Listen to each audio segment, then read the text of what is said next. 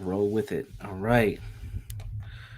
Greetings, everybody. Welcome back for another installment of the Healing Brothers podcast. I am Brandon Jones. He is Sam Simmons. And hopefully, we're going to have a great conversation today talking about codependency within the Black community. What does that look like? What does that even mean? Typically, when we hear about codependency, you think about it in terms of unhealthy relationships, as far as intimate relationships, but there's other types of relationships that have codependency features within them. So, what are your thoughts on codependency, Sam?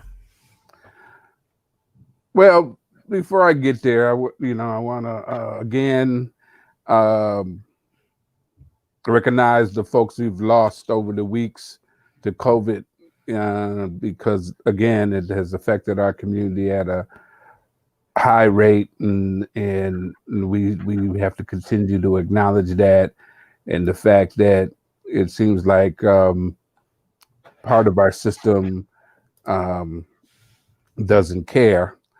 Uh, but I want to acknowledge them and our losses, and my heart is out to all the families. So, codependency. I know that we've had conversations about that, but I I often say that codependency is a bigger issue in our community at times than chemical dependency.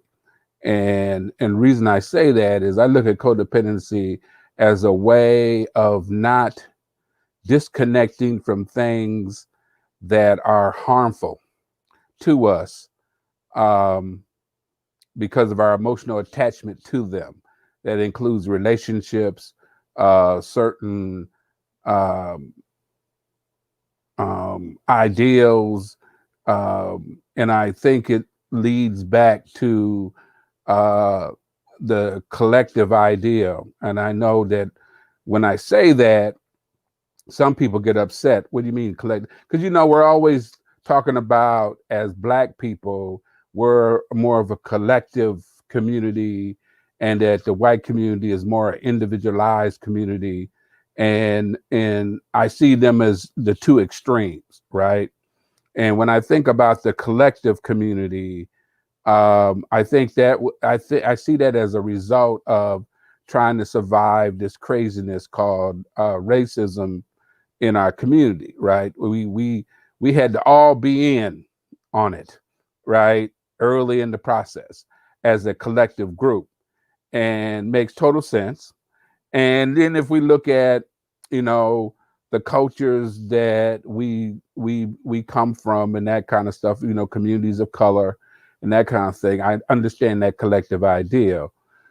But when I talk about the codependency as something, the inability to disconnect, even when it's in your best, uh, the best thing for you, right?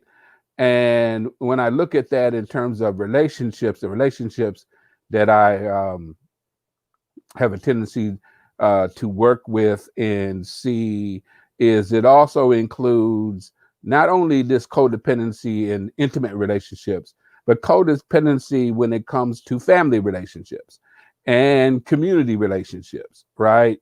That this whole idea that we all have to have the same ideal about life, what is Black, and all those other kind of things, and it also includes a situation where um,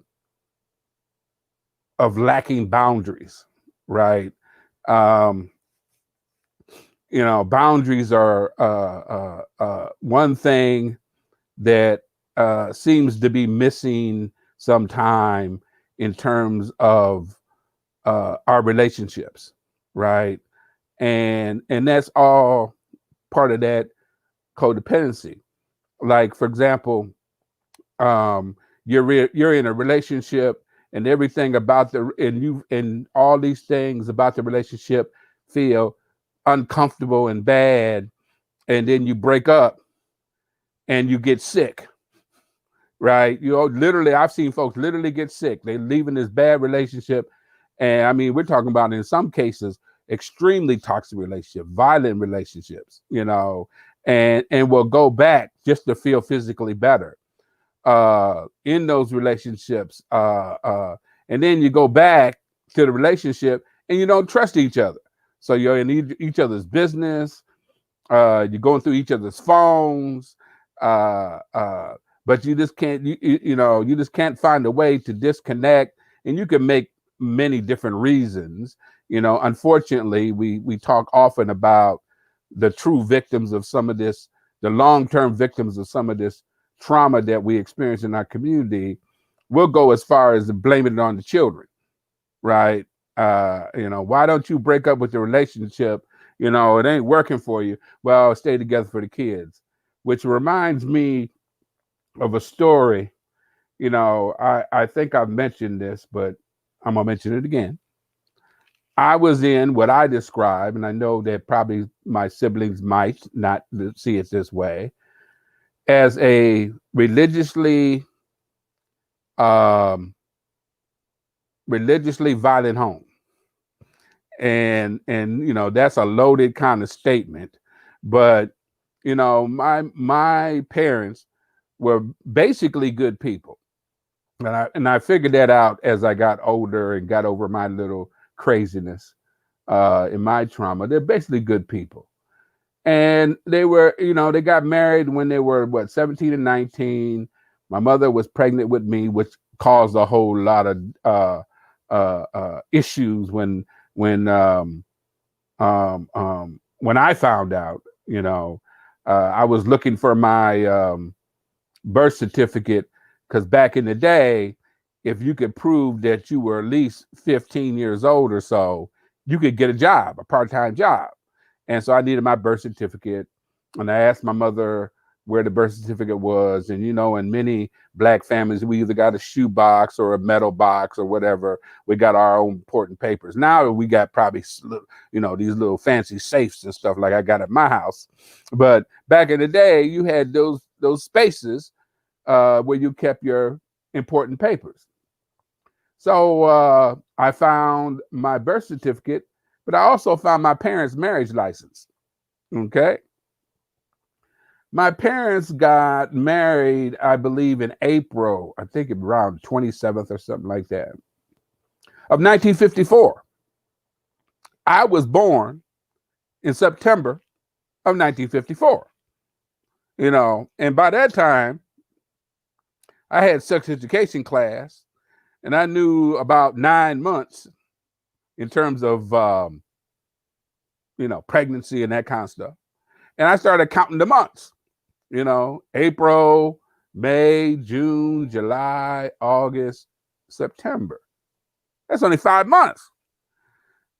Well, my goofy behind, I go to my mama and I said, Mama, was I premature? Well, lo and behold, I really don't remember how that conversation ended, because I kind of woke up later. Uh, I guess I asked the wrong question. So let's go back to this whole thing about blaming it on children. So I'm the oldest of four children. And so around 12 years old, after my mother and father got in one of their fights, over either my daddy's drinking or the suspicion of some woman he might have been messing with or whatever, that kind of thing, or some kind of accusation, which unfortunately happened more. It didn't happen all the time, but it happened too often for me. And the next day, I would be sitting on the couch with my mother, I remember having a conversation with her, and I asked her the question, why do you and daddy stay together? Which just threw her, right? And she paused and she said, because of you kids.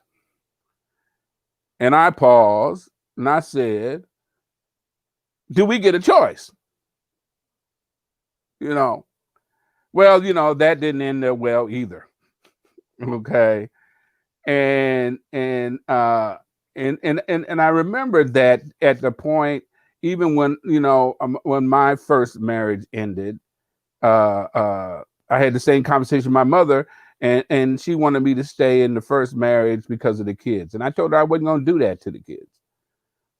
You know, I mean, my parents stayed together for 30 years, and all of us left home early to get away from this chaos, right? And so, uh, I guess basically what I'm saying is, um, we all want kids to be raised in two-parent homes, but I don't know, when you got that kind of craziness going on, is that best for children when they grow up, and in their lives?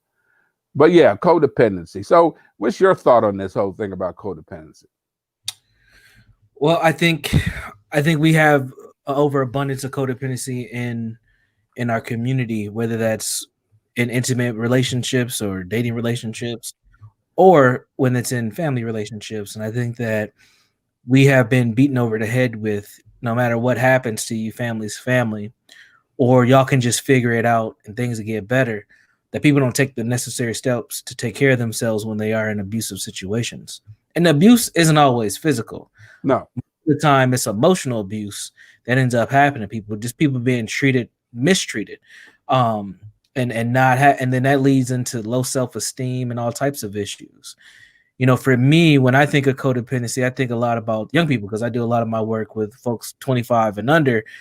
And there's so much codependency in those relationships, and those young people don't know what to do. When on one end, you got parents telling you, you need to hurry up and get up out my house, and you're 16 years old.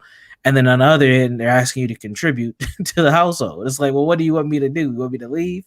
Or do you want me to help pay some of these bills up in here? And it's like, it's this back and forth and this level of confusion that ends up happening with so many folks that they don't know what to do. And then they start hating themselves first and then their family second. Um, so I see a lot of it taking place. One thing that you brought up that I wanted to comment on was this issue that we have about assuming just because parents are present means that they're actually good parents. And I will be honest, a lot of the young people that I've been a therapist for, they've had both of their parents in their lives, but their parents are unhealthy. And a lot of times they were the cause of the quote unquote mental health issue or the behavioral issue. A lot of time it was what the parents were or were not doing. And when we get to that point of discovery in a counseling dynamic, and I bring it to the parents saying, hey, we need to do family therapy. This ain't just about, Lil Ray Ray and Keisha. This is about all y'all. Like, we need to work together. Then that's when they stop coming to therapy because the parents aren't ready to deal with their own stuff. They're more likely to, push off what's happening on the kid. But when it's coming down to, well, your child doesn't feel safe or heard or even respected, then it becomes an issue. And it's hard for folks to face that, that level of honesty when it comes to their children. But in our community, what have we told them? Children aren't supposed to be respected or heard. They're supposed to listen. They're supposed to do what they're told. And in today's society, that doesn't work very well. I don't know if it worked very well back then either, but it's something that definitely needs to be looked at because that's what sets up these codependency dynamics later, because then people start looking for relationships that resemble what they know, even if what they know is unhealthy. So that's my thought. And it also, I think, sometimes get you in this position that uh, relationships, and the relationships do cause some anxiety, but it's almost a level of anxiety that's accepted in a relationship is high if you come out of a family system that had a high level of anxiety and tried to make you think it was normal, right? And so you get into a relationship with somebody who wasn't raised in that with that chaos, and it becomes crazy, right? It's like you don't care about me because you don't feel like fighting. What's that all about? I mean, I've had young men talk about being in relationships with young women and not and not they'll say, I was raised by parents who says you shouldn't put your hands on a woman and all this other kind of stuff. And I really care about girlfriend, but when she gets upset, she want to fight. And it's like, I don't know what to do. Because I know if I put my hands on her, right, I'm going to jail. And see, the thing is you cannot ignore reality, even if it ain't fair, right? I mean, it's like you just got to understand that. But again, I even understand that with the young women is if you grow up in a house where your parents your aunties and stuff stayed in these chaotic relationships and that kind of stuff and put up with a lot of mess with the men in their lives. Them little girls have decided I'm not putting up with that. And then on top of that, I'm gonna be heard, and I will take whatever comes with that, like a real trooper. Be down, girlfriend down. But and so you have this strange attachment to this, almost a strange attachment to this chaos, right? And then when you start talking about and the reason I talk about codependency might be much a bigger problem in our community than chemical dependency is when you're trying to go through recovery. I I often say my recovery wouldn't have been successful if I didn't disconnect myself from my family for a length of time. And there's still certain people in my family I still don't have a lot of connection with, right? I mean, I keep track of them on Facebook and all this other kind of stuff, but I know that when I have interactions with them, it makes my gut feel bad. And I realize that I don't have to allow my gut to feel bad, right? It is okay. Because the thing is being black in America, there's an extra responsibility that is put upon us by our community about being representatives of black folks, right? It's like our responsibility to hold families together because we want to be represented as normal as white folks, whatever that is, because that is normal and white folks don't go together for me. Just norm in America, okay. But almost made to feel guilty by your pastor when you, especially the women. I mean, I remember my mother when she would think about separating with my father and that kind of stuff. The religious folks is like, did you give him a chance? And we're talking about multiple chances. Did you really work hard enough? I ain't never heard nobody say too much of that to no man. Why she got and think about it. Think about our history in America, starting from the slave quarters, that extra responsibility that black women have been given to uphold the family any means necessary. And on top of that, uphold the family, and not only uphold the family, elevate that man, and almost take on the responsibility that because the white system degrades him, right? She has to take a back seat, even if it ain't in the best interest for the community, and continue to be told that, right? Now we at a spot right now that black women don't want to do that no more. And so we don't went to the other extreme, you know, and the thing is that when I say the other extreme, I'm not saying that black women don't respect black men and all that other kind of stuff, because folks get triggered by certain things. I'm just saying that they are learning that I don't have to be miserable to be in a doggone relationship. Yeah. And I do not have to diminish myself for the good of this man who won't even accept me for who I am and actually work with me in terms of the skills I have, right? Right. I mean, I have had men talking about, I'm the head of the house. And okay, that's fine. Okay, so you working off and on, but girlfriend got a really good job, which is surprising. These women got these really good jobs. That's not surprising, right? Because we know at the level that the women are going to college and that kind of stuff. And they'll try their best to hang on to dude who they actually believe or are in love with, who won't give them the respect as a human being in terms of what they know and what they don't know. And dudes want to get mad because girlfriend says, well, I'm the head of the house, and so I have the last say so, but you might not be all that bright. Mm. So I'm supposed to listen to you make these and give and allow you to make these decisions all by your lonely and give the last word to save your little ego, and that's what will be okay. So the codependency is so thick, it's almost hard to even talk about in our community. And when I even like I said, even with families, I've seen young people, and especially this relationship between black women and their mamas, Mm. right? And they're trying to be there for their mama, no matter what the situation is. And I see it with boys too, and we'll get to that. And I remember this young woman. And matter of fact, you was there. We was at a conference together on a panel, and a young woman in the audience asked. She says, I moved here to Minnesota from Chicago for a Mm-hmm. better life, and my life is going good.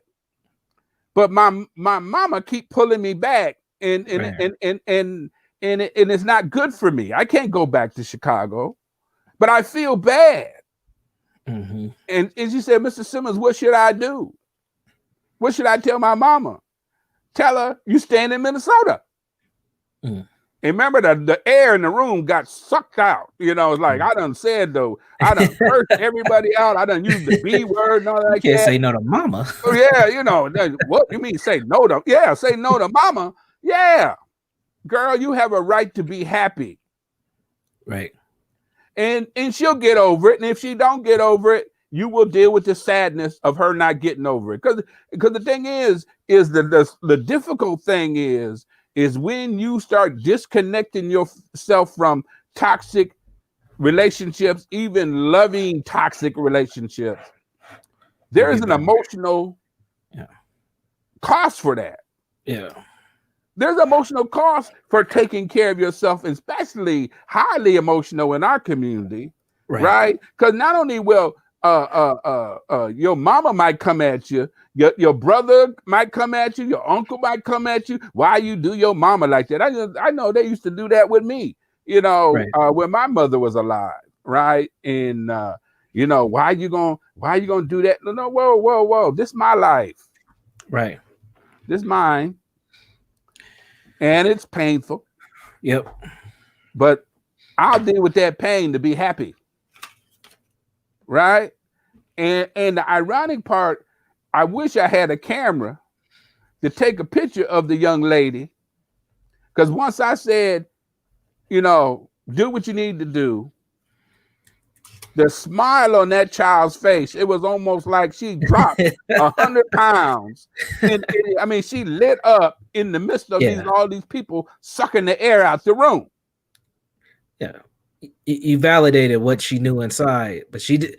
See, as people, this is just healing in general, because healing's not easy. As people, when somebody gives you the permission, and it's not like they are lording over you, they're really just convincing you to what you already know inside. It's like that aha moment that you get, and it's like, okay, I can do this because someone else understands. And most people don't get better because they're scared of that aha moment. You talked about that emotional cost, and I think that Right. that's a really important thing to really focus on. That emotional cost is like the glue to codependent relationships, because that's why most people don't get better, is because it does take a lot out of you. And when you have to say no to mama or no to somebody in your family or somebody you really care about, that does change the way that they respond to you, but you have to be okay with that change and that discomfort. And most people aren't, and that's why they don't get better. um and again, I think that's really important for people to understand, is when you start to take care of yourself, other people are going to respond to you differently. And the responses that they give you, they may not be good responses. They may be extremely uncomfortable, but that's what is necessary for you to keep growing and moving forward. They'll come back around. They might just relate to you different, and you have to be okay with how they relate to you. Well, but the thing is you got to also understand that there might be some family members that might not come back around. That Okay, is I true. That mean, is true. yeah, I mean, it will take others a while. I mean, there's some family members who will hold a grudge against you because so in every family there's one major codependent individual, and unfortunately, in those when you was talking about them young people, A lot of those young people you were dealing with were the adults of the family. Adultified children, absolutely. Yes. I mean, so you got this couple who has a child who really didn't establish a relationship, and then because they have a child and they don't want to be a statistic or whatever, which is fine, they get together on the back of the child. The child finds themselves in the middle of trying to hold the family together, because I was always paying referee in my family, right? Because I whatever I see, and this is going to be wild, whatever I thought love was, I had for them, right? I didn't really come to the real understanding of love was when I was learned how to really like me and all of my flaws, and I got some. That was the freeing thing when it was like, because everybody around me kept reminding me of my flaws. And some of them flaws wasn't mine. What they reminded me was what I wasn't doing for them, right? That's what the flaws, you selfish. What do you mean I'm selfish? Because I said no to you? Or I decided that since, you don't know how to take care of money, I ain't gonna give you none. You talking about, well, I need to pay my rent. Well, tell me what your the landlord's name. Why you need to leave the landlord's name? Because I'm gonna pay your damn rent, but I ain't giving the money to you. How about that? I forget you. Well, see, you done told me everything already. If all the evidence, if all the evidence is there, this person don't know how to manage their money, and they keep coming back to you, you keep giving to them, and then you want to get mad? You want to get mad at them for being who they are? It's like having a family where the mama got the one son that stays in trouble all the time. She's always taking care of Pookie. You know, Pookie didn't have all the opportunities you did. What do you mean Pookie didn't have all the opportunities I did? Pookie could have went to school. Shoot, I went to school. Why couldn't Pookie? Well, Pookie didn't, have the relationship with his father. Well, shoot, neither did I. Okay. Well, he needs a little extra. And Pookie lives in the house until mama, you done moved out. You taking care of, your family. You sending her money and all like that. But very seldom got any good thing to say about you. But you still tied emotionally to all that. Anytime mama get in, there's a problem. Pookie in the house, right? Anytime there's a problem, almost losing the house, you come up with the money. And then now you having problems with your own wife because like, that can't you see what's going on and all this, and now you got this chaos that you done brought from the house you grew up in. Now you got it in your house, and now you won't be mad at your spouse because she don't understand. And and since we're talking about mama, and then mama dies, right? And Pookie think he gonna live in the house. And then that becomes a whole nother thing. I got siblings fighting over what to do with mama's belongings and mama's home and all that. Yeah, and then Pookie the one talking about we gonna have a gold plated casket for mama because mama deserved it. Man, you ain't got no gold. You ain't got gold plated money. Well, that's my boy. Shoot, now you because nobody got no insurance. Now you paying for stuff. Man, please. And this is not just, see, the thing is folks, some of us in our community want to write this stuff off as, what they would call the ghetto brothers and sisters. So I love the ghetto brothers and sisters because they real. My clients who are in the hood, they ain't got nothing to lose. They like, Mr. Simmons, you keeping it real. I'm learning a lot. I'm thinking through my stuff. It's the ones who think they have arrived. Them are the ones that you start seeing crazy chaos, right? Because they've been covering up and doing stuff in secret because they can't talk to their significant other to talk about that's where the money's been going, why they can't buy this and that kind of stuff. That codependency and the thing is I understand it. As a people, we had to stick together because we were all under attack. right? Even when we see crazy stuff, we put up with it because we're black people, right? And again, the extra pressure of representative. It's like you be representing, you can wonder why ain't nobody else representing, right? Uh, uh, uh, like I would say, women tolerating certain things from their men, so their men don't feel, don't feel man enough. And I remember I had a man talk about why don't people let black men lead? What's that? We let you lead. Let you lead what? They always demasculating black men, women, and they don't went on the side of white women and demasculating men, all because they told you they didn't need you. Now I know that there's better ways to say that. I understand that. I know we sensitive and stuff, right? Everybody wants to be needed and stuff. I'm trying to remember the last time I was demasculated as a man, and I think the last time that was is when my mama called me a sissy, right? Because she loved doing that, right? And so if my demasculation is from a woman, that's a type of codependency too. So I need you to validate me to feel whole. Boom, mic drops. Shit. No, I'm this is a family. This is a family affair.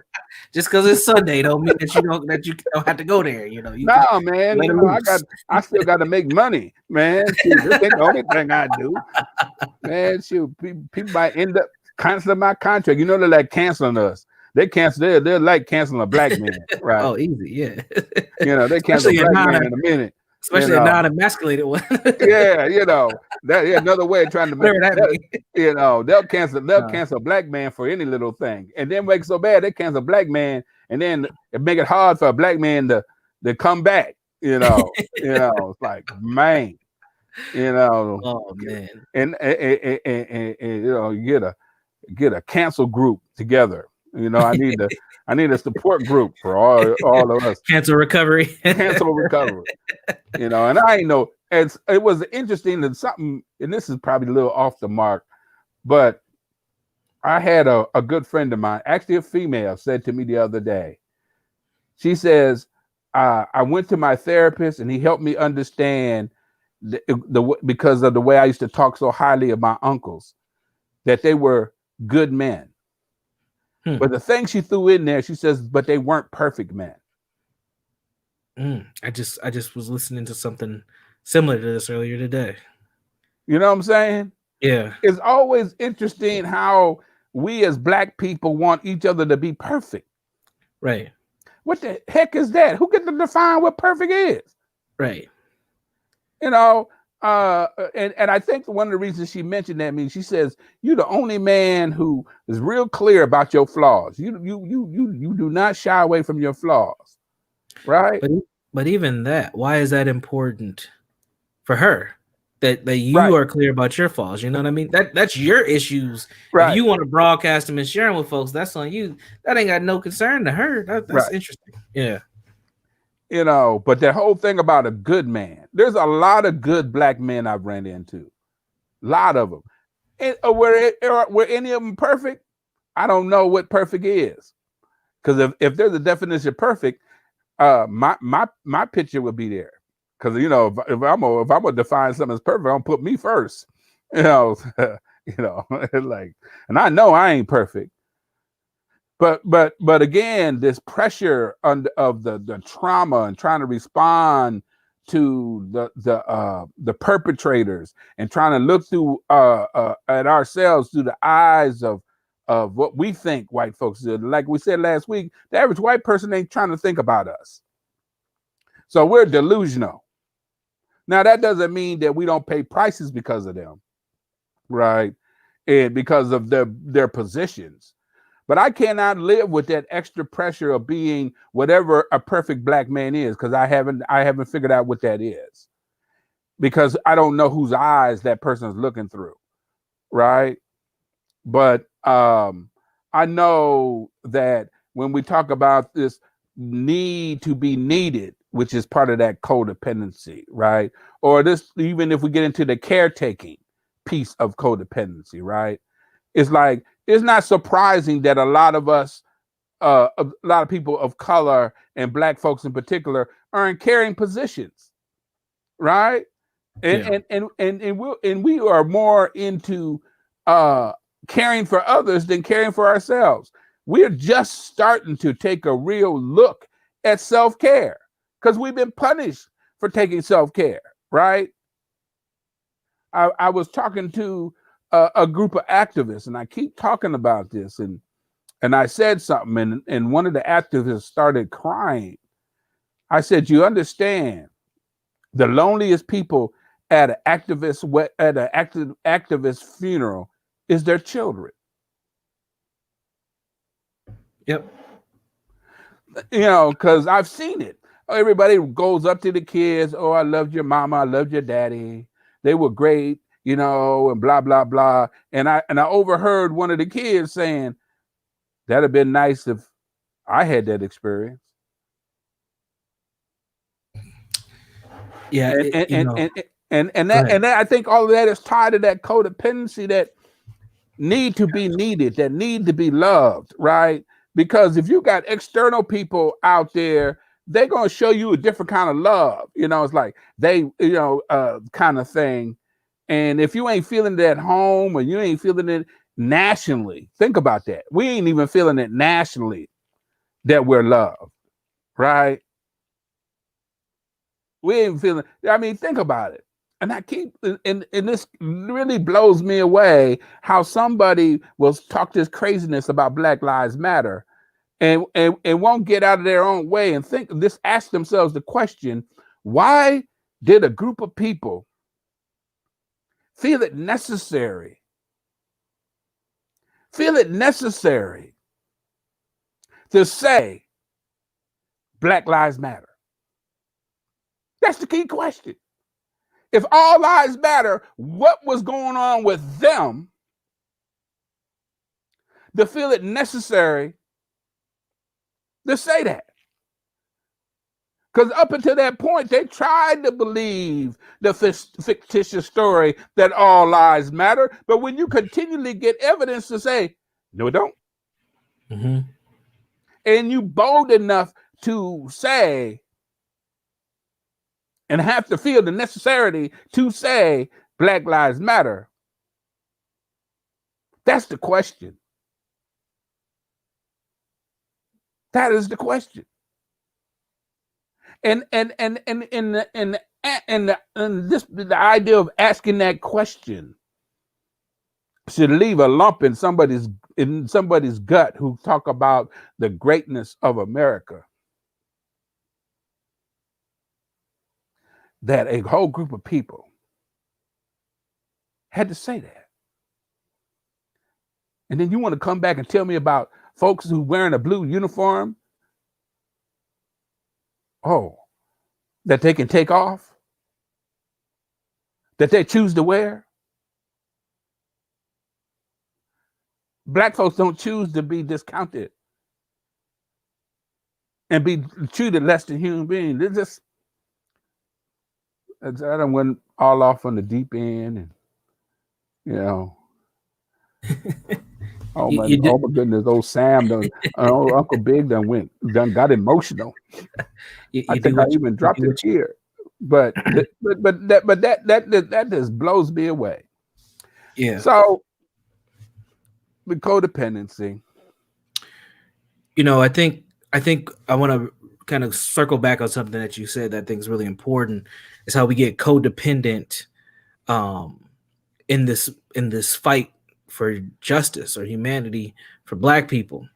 And a lot of people do get lost. A lot of children of activists, folks who do go out front, they do get hurt by these movements, and a lot of them end up resenting it or just rejecting a lot of what their parents are here fighting for every day. And I was back in October, I got contacted to consult on this documentary about Fred Hampton Jr. It's funny because there's a movie getting ready to come out about Fred Hampton's life here in a couple months, and there's this documentary that's actually been kind of put right behind that movie about Fred Hampton Jr. and it's really about his struggles.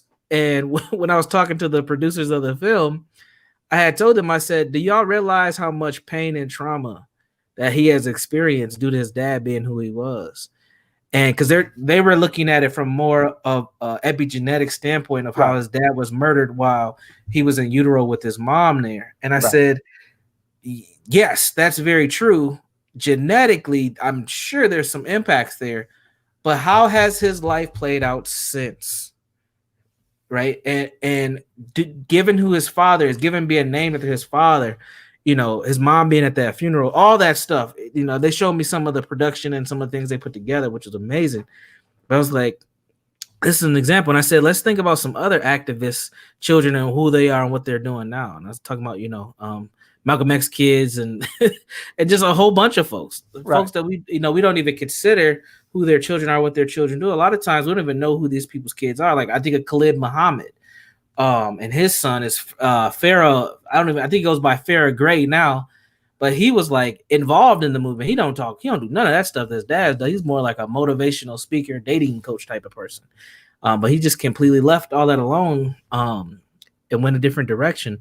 So I think that there is a level of pain that comes there for folks. I mean, even right now there's protesting going on for the Somali gentleman that was murdered by the police a few nights ago here in Minneapolis.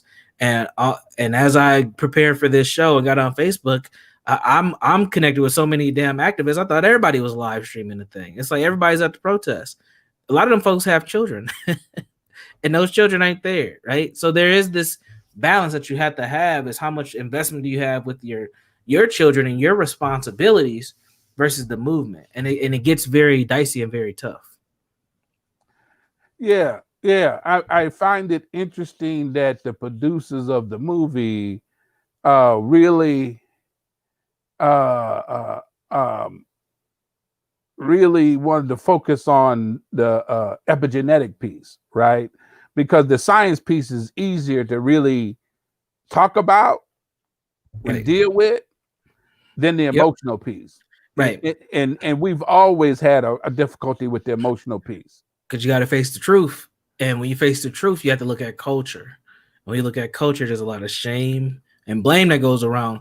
Because at some point, we have to be honest as a community, even with the codependency we're talking about today, that some of this is on us to change. We can't point a finger at nobody else. It's been going on long enough that we have to intervene as either individuals or collectively or some kind of combination of both to kind of break through some of this, because a lot of this has become cultural pain that we may have picked it up from somebody else, but we definitely are passing it on amongst ourselves.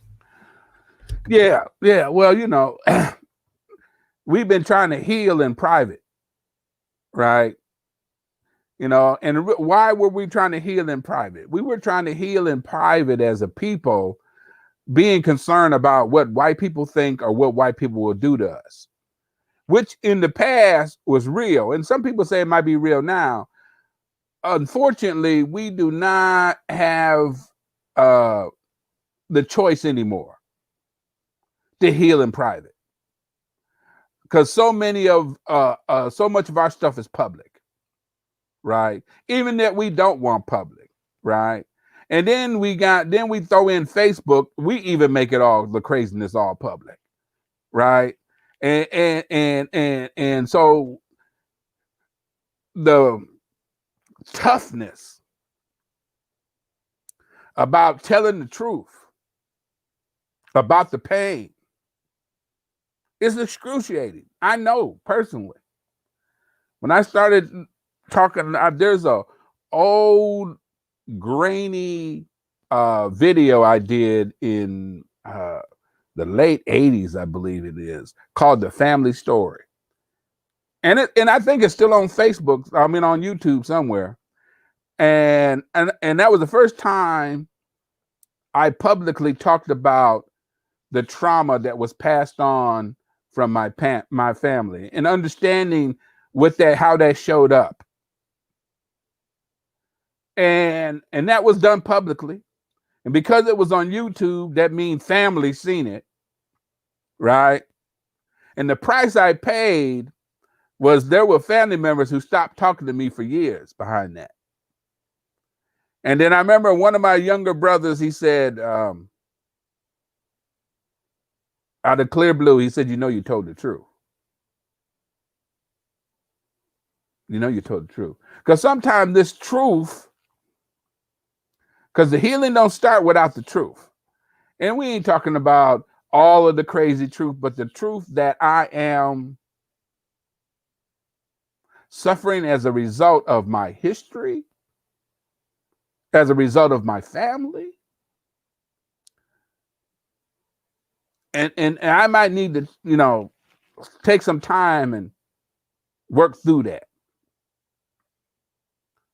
for the betterment of my future and the future of my children and the young people who look up to us, right? I often say a role model is somebody who knows the babies are watching and acts accordingly. And what I mean by that, I think, don't understand. We say we do, how much our young people, no matter how crazy they might talk to us, or you feel like they don't listen to you, they watch us. They also listen for double standards, Yes. right? Yeah. Do your behavior match your words? That's why sometimes they'll respect the pimp and the drug dealer more than they will their parents. Because at least them cats, their words match, right? And that might sound crazy or whatever, but the thing is this healing thing, I have to emphasize enough, is not an easy thing in our community, right? Because we spend so much time trying to elevate ourselves in any way possible to say we're better than white folks. And I don't disagree in terms of for when we talk about morally in certain areas and all this other kind of stuff, but I don't even compare myself that way. I stopped doing that Yep. because it's like, why am I going to, especially the folks like some of my bosses, they were dumber than doornails. So I'm going to compare myself to them. I mean, just because you in leadership and just because things are working in your favor and that kind of stuff, it's like, why? Right. Right? I mean, we have this opportunity to develop a culture and take the lead in what humanity looks like. Because we have nothing to lose. Trump, what you got to lose? Well, you proved that crap a lot. You took it to a whole nother level. But the thing is us really kind of taking some steps on this. And so again, if we're, back to the codependency, the caretaking, it's okay to say no sometimes. Right. But again, depending on who you're saying no to, might cost you Right. emotionally. And how you say no. Right. Yeah. See, because what happens is because we don't say no when we really feel it, we let it build up, right? And then we cuss mama out. We can't live with that. Right? Now we in trouble. That no don't count. You know, uh, blah, blah, blah, mama, I've been telling you all the time. Why don't you just leave me the hell alone? Blah, blah, blah. That ain't gonna count. Mm-hmm. That ain't gonna count because you're gonna have to come back and clean that up. Right. But mama, I love you. And I want the best for you. But I have to do this. And you might not like it. Right? But I have to do this. And I hope somewhere online you will accept it. I mean, I don't know if I need to use the word forgive me, but whatever it is it will take for you to see what I had to do. Because I had to do that. I had to do that. Right. Mm-hmm. Because I mean, every time I would talk to my mother, you would swear that I wore a tail. Mm-hmm. Why don't you treat me so bad? But I'm the one sending you the money. Even though I might not be talking to you every week like everybody else, but I'm the one who's taking care of all this. Right. And that's what gets us, right? And so I learned that I can't talk to her every Sunday. Mm. And I didn't. And she would call to everybody else, oh, my son, the doctor, and I ain't no doctor. But people call me doctor, but I ain't. He don't love me, and had people believing that noise down to her death. Right?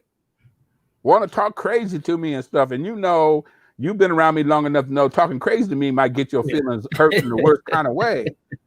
Ain't gonna work. But luckily for me, this is before my mother passed, we had a conversation. Because my daughter, my only child, only biological child, 'cause I got a bunch of children, was getting married. And she told her that, I only come to the wedding if your daddy says it's okay. Why do I got to say okay? Right? So I call her up and I said, Mama, you got to stop this. My child asked you to be at her wedding. My child loved you. And you told her you wouldn't come unless I say it was okay.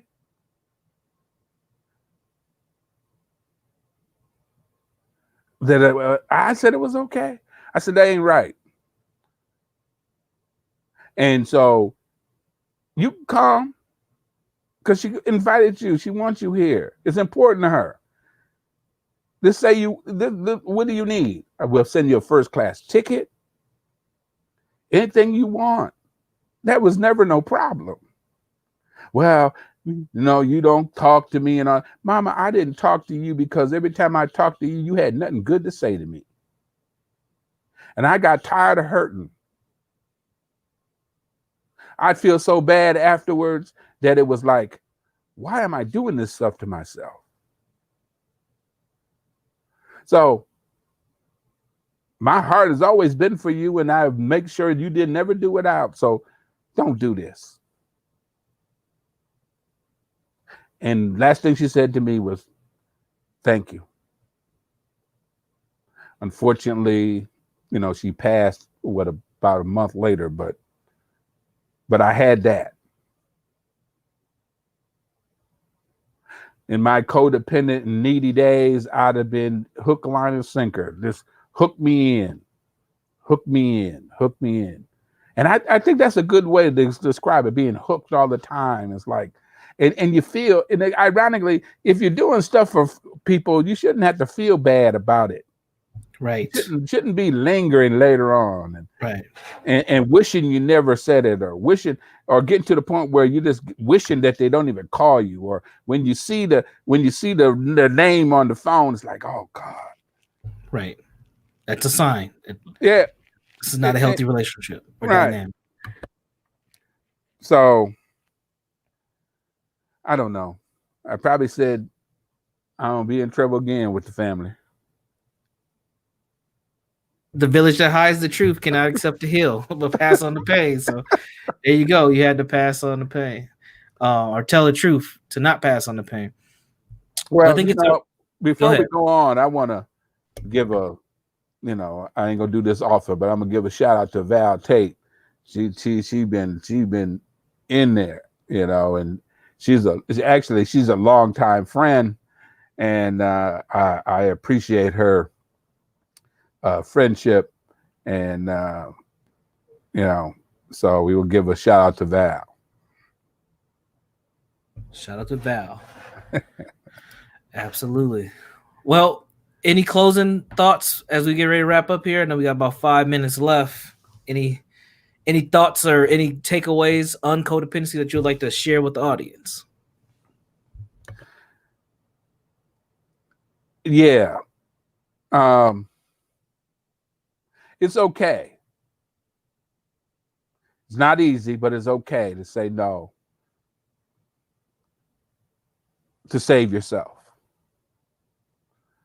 If you're one of those folks in a treatment center and in all, like in my situation, when I was using cocaine and stuff, I didn't have to go to no drug dealer. The drug dealer was in the family, right?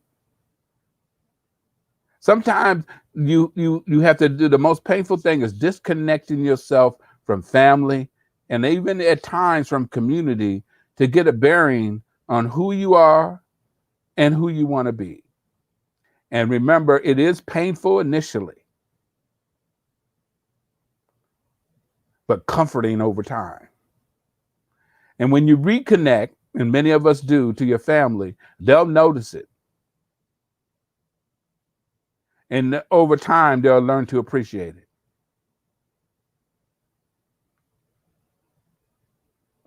That's right. Healing is a journey. And then a journey, it's gonna be you're gonna run into some rough terrain, some uncomfortable situations, but it's a part of growth. There's no growth in the comfort zone, and there's no comfort in the growth zone. And most people, unfortunately, they don't get out of the comfort zone to even figure that out. And I love our community, but I want what I'm hoping for is our community to love itself to the point that is willing to hold ourselves accountable and the folks around us accountable, right? And that's difficult to do the in-home, the in-house work. But I believe that if we could do that in-house work, man, talking about being some scary folks. Oh my goodness. All of a sudden you ain't being triggered no more. Oh Lord. Shoot. There won't folks around us in our family, our community, and this whole system wouldn't know what to do with us then. Because we got this. We got this.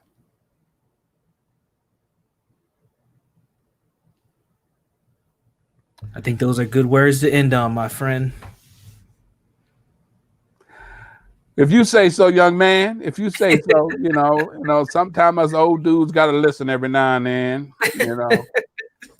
old crusties. Yeah. I think it's good, not to give too much, something to ponder on, because sometimes you give so much information that people don't digest it well, so they leave it alone. So, all right, sir. I think that'll wrap it up for today's episode of Healing Brothers podcast, as we discuss codependent behaviors, which can also turn into self-defeating behaviors if you don't learn how to say no and take better care of yourself to improve your ability to heal. So we appreciate all of you for tuning in today, and we'll see you again next week on the Healing Brothers podcast.